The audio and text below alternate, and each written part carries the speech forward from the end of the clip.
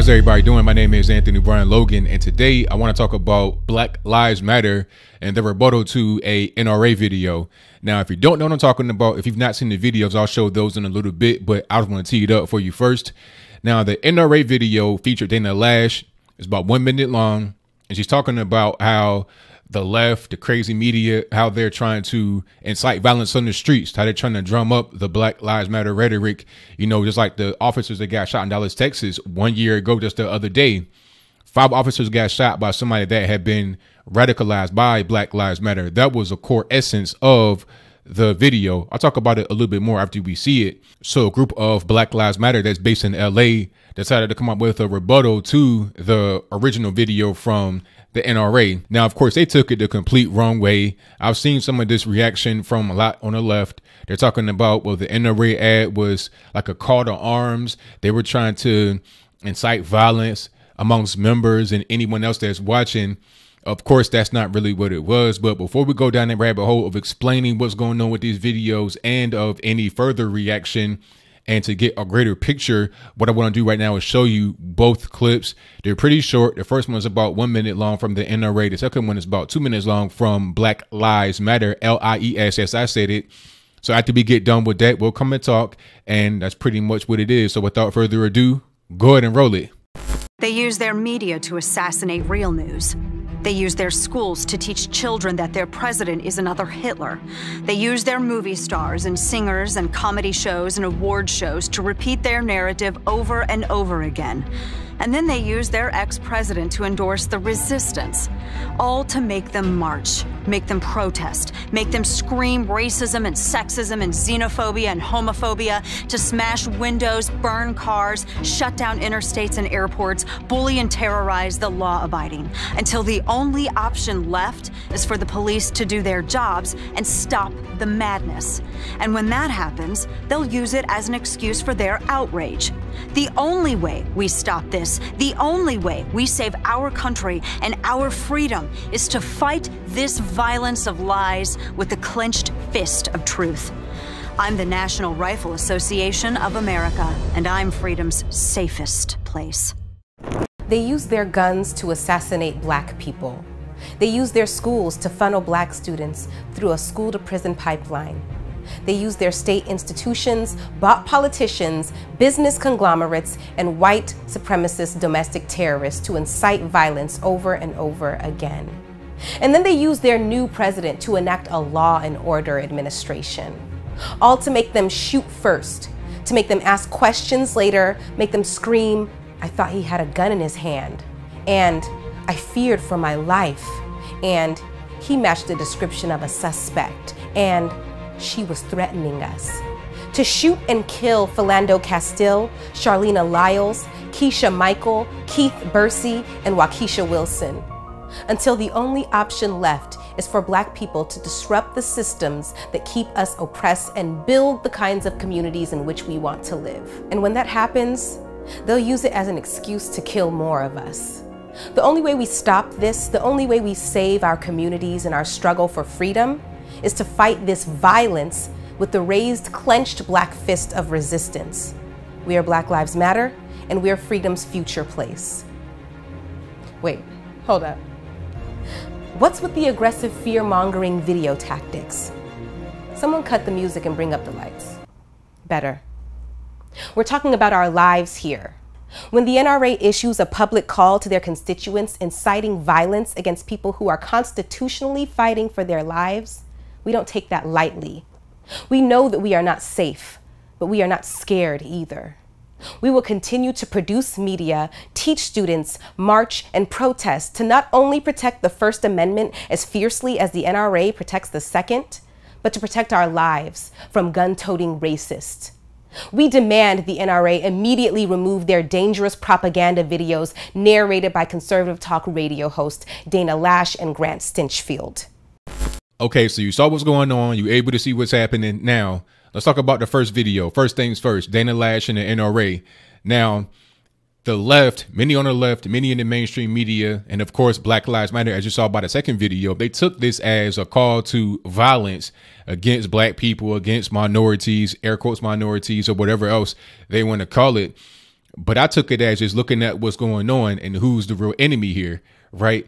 And we see what's happening in these streets every day. The NRA is not out there radicalizing people to go and shoot people. The NRA is not out here radicalizing police officers to kill indiscriminately. The NRA is all about self-defense. So the video, I took it as just self-defense. It's like, look, you just fight the fire that they're having out there with the truth. You know, you don't have to go out there and arm yourself and shoot somebody just because. You know, if somebody wants to attack you, you defend yourself. But at the end of the day, you got to fight the ideological war that's coming from the mainstream media. See, the mainstream media is a force that's behind all of the riots and chaos in the streets. So in order to be able to fight that, you got to fight it with the truth rather than just allowing the lies that the mainstream media is pushing to spread. And I thought it was pretty simple. It was pretty much black and white. But of course, Black Lives Matter did not see it that way.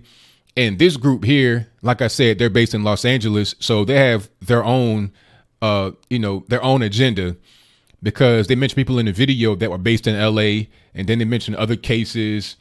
And they were just looking at it like, well, the NRA, you're out here to kill us. You're out here to shoot us. Is that and the third.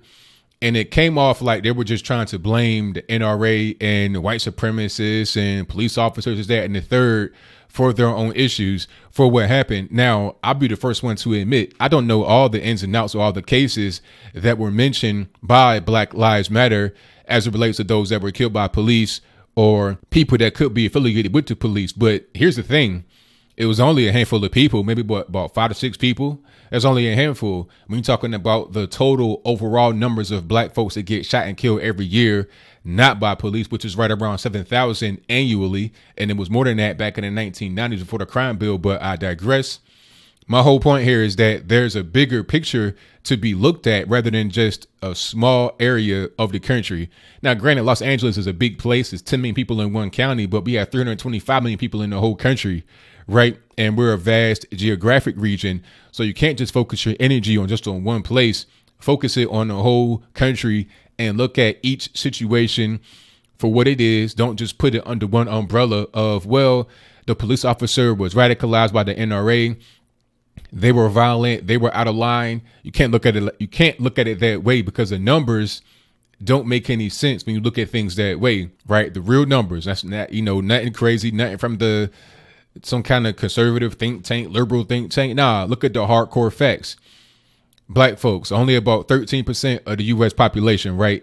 Only about 13%, but somehow make up about 52% of all murderers in the United States of America and about 49% of the victims, right? So isn't that a bigger issue than the so-called police violence against blacks? Only about 250 blacks were killed by police, I think in 2016, only about 250.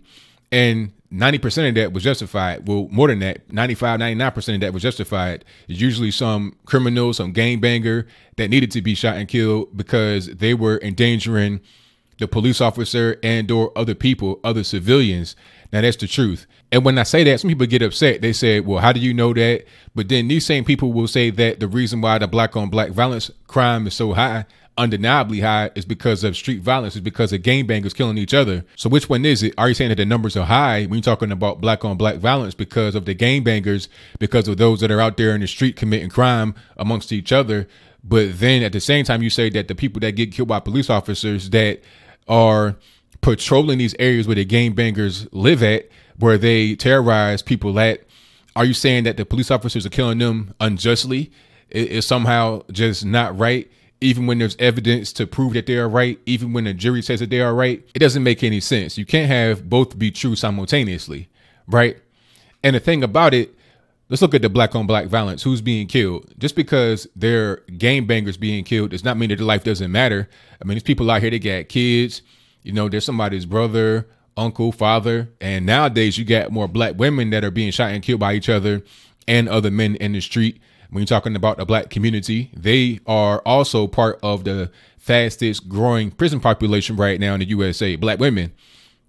So we got a big problem with the black community in general. The police really are our last bastion of hope. Without the police, it would be pure chaos. It would be total anarchy. Without the police, you would not be able to have any kind of deterrent against a criminal. Right now, a criminal may do certain things in a somewhat cautious way. You know, you're not talking about Albert Einstein. We're talking about the average criminal. But at the end of the day, they understand that the police, if they have a presence, they can't just do whatever they want because they'll be able to get caught very quickly. And I saw some crazy lady on some talk show, or it might have been a roundtable on Fox News, and they're talking about the black community and how to fix things. And this is a black woman, and she's talking about disbanding the police.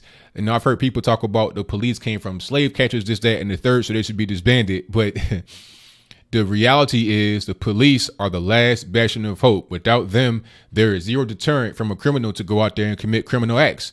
I mean, you get people being killed right now in broad daylight in the ghetto. So when you take out the police, that'll make it that much worse. And you're only going to victimize innocent people that are not able to protect themselves. And really, the Black Lives Matter group in Los Angeles should be for the NRA. They should be supporting the NRA. They should be donating money to the NRA, because the NRA has our best interests at heart as black people. When you're talking about the form of death against blacks, when you're talking about the way we die, how we die, the majority of the time when we get killed, when it's a homicide, and you're talking about, you know, congestive heart failure, diabetes, cancer, whatever, HIV, drugs overdose.